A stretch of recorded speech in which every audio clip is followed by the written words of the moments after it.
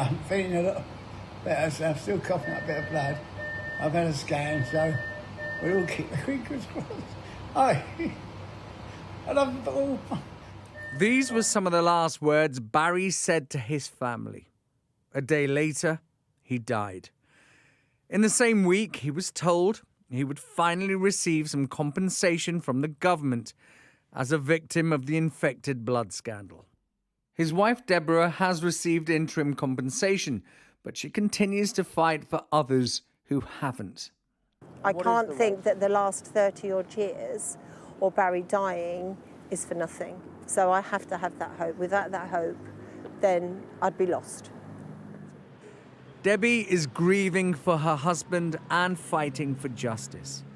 And as an NHS nurse for 47 years, she lives with the guilt of possibly using contaminated blood products on her patients.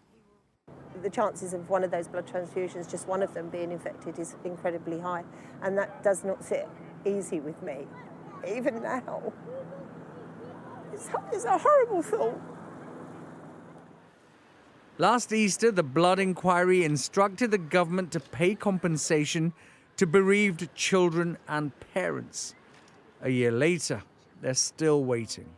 The government has accepted the moral case for compensation, and which is why on Monday in the other place we committed to bringing forward amendments at report stage of the Victim and Prisoners Bill with the intention of speeding up the implementation of our response to the infected blood inquiry.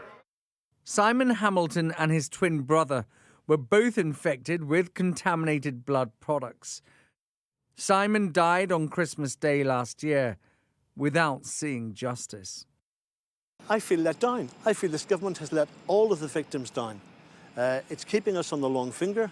I suspect that they're waiting for the next government who come in to deal with this.